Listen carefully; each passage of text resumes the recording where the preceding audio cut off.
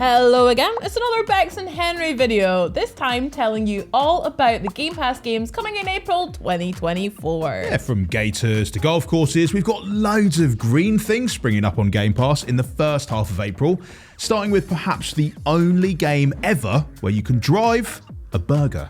We need to fact check that. No, pretty sure. Okay. The road to glory is built brick by little plastic brick, or at least it is in LEGO 2K Drive. This open world racer lets you piece together your very own racing legacy, create the car of your dreams, take on a series of charismatic champions, and race your way all across Bricklandia. With 60 FPS frame rates on the Xbox Series X and S, the gameplay here is impressively smooth, which is surprising given how sharp LEGO bricks are. I mean, I've stood on enough to know that. Oh no. Yeah.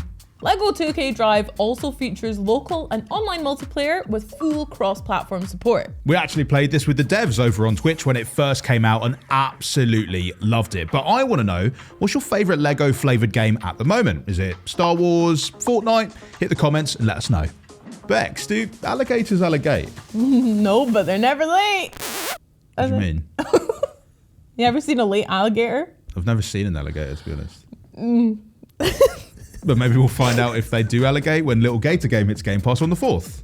This charming, child-friendly adventure gives gamers a colourful island to explore as they take on quests to make new friends, collect materials to craft new gear, and generally just have a nice, laid-back time. I mean, even the combat's been designed to be as low stress as possible, with cardboard enemies that are just begging for a good bop. And for young gamers of especially discerning taste, Little Gator game can be played in full 4K on the Xbox Series X.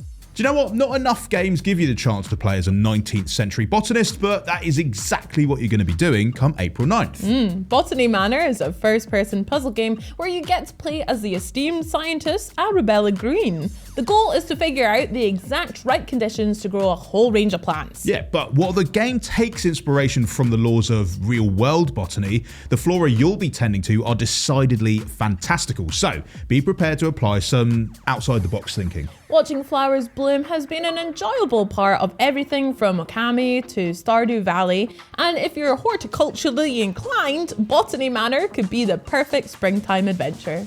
Oh, better be, because I've got hay fever, so Oh. probably the only way I could do it.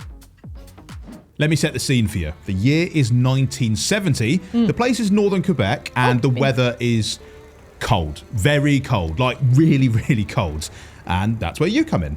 Kona is a first-person adventure game where you'll be enduring these brisk conditions as you try to solve the case of a snowy town that appears to be almost deserted. Emphasis on the almost. As well as the cold, you'll have to watch out for wild animals and make sure your stress levels don't climb too high, which would be a lot easier if there wasn't something sinister creeping around. Ugh. Kona returns to the Game Pass library on April 9th, and if you're looking for more frigid fun, they made a sequel just last year.